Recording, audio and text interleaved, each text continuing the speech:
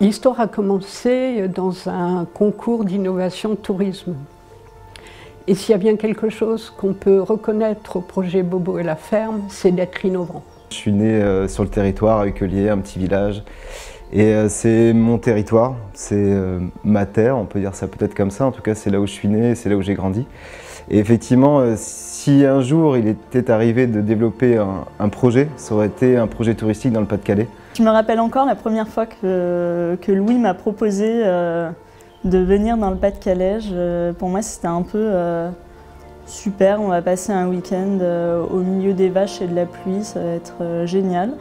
Il est venu me chercher à la gare en C15 et là je me suis dit c'est bon, tous les clichés sont remplis. Et en fait, il m'a emmené dans les plus beaux lieux que je connais encore aujourd'hui du territoire et que je ne suspectais pas. Première facette, a fortiori, c'était une motivation pour Élodie et pour moi de développer un projet commun. Le tourisme, la permaculture, le bien-être étaient vraiment les piliers à la base de ce projet. Parce que la Côte d'Opale est aussi un territoire propice au bien-être. Il y a des thérapeutes et des praticiens qui sont extraordinaires, qui font du yoga, de la sophrologie, de la naturopathie, de la méditation, de la relaxation.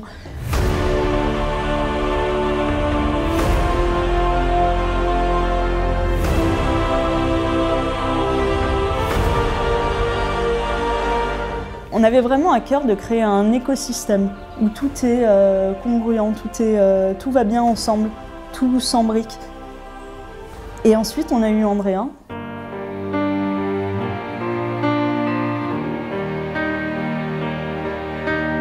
La force que j'y trouve dans ce projet, c'est être ambassadeur de plusieurs choses, et de plusieurs choses qui, je pense, se mêlent de manière très positive et très constructive. Je vais être ambassadeur de ma région, parce que ma région elle a besoin d'ambassadeurs, de gens qui viennent du territoire, qui sont capables de le mettre en valeur, de le valoriser. Je vais être aussi ambassadeur de ma fille, parce qu'à part moi, je ne vois pas quel autre ambassadeur, peut-être à part sa mère, il pourrait exister sur cette planète. Et malheureusement, du fait de son handicap, elle ne peut pas s'exprimer, elle ne peut pas marcher, elle ne pourra pas être finalement une citoyenne comme les autres. Et moi, je veux qu'elle le soit de par moi, de par ce projet et de par sa maman. Et au-delà, je veux être ambassadeur aussi des aidants familiaux.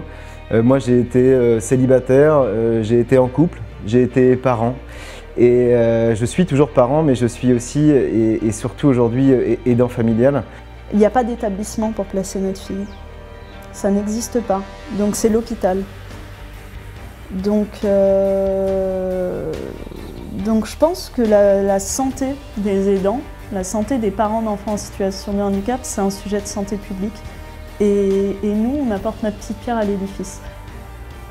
Dans un contexte normal. Dans un lieu pour tous.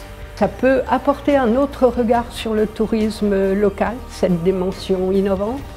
Le sujet du handicap, qui est majeur dans le projet des Bobos à la ferme, nous incite à regarder aussi ce public qui a aussi des attentes de tourisme et qui peut penser que eh bien tiens, voilà des gens qui pensent à nous et qui vont nous offrir une offre adaptée.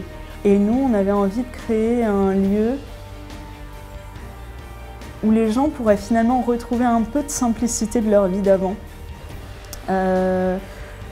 Où ils pourraient se retrouver eux-mêmes d'abord en tant qu'individus, ensuite en tant que couple et ensuite en tant que parents. C'est important cette hiérarchisation parce que finalement, quand tu es parent d'un enfant en situation de handicap, tu n'es que parent d'un enfant en situation de handicap, et pas du tout. L'importance d'être aussi parent peut-être d'autres enfants de la fratrie qui méritent une attention aussi toute particulière. L'important d'être, de conserver ta relation de couple, de conserver ces moments un peu à soi parce que c'est hyper important. Et puis important de se retrouver soi-même. Ça s'inscrit parfaitement dans les racines de ce territoire, qui est un territoire d'accueil.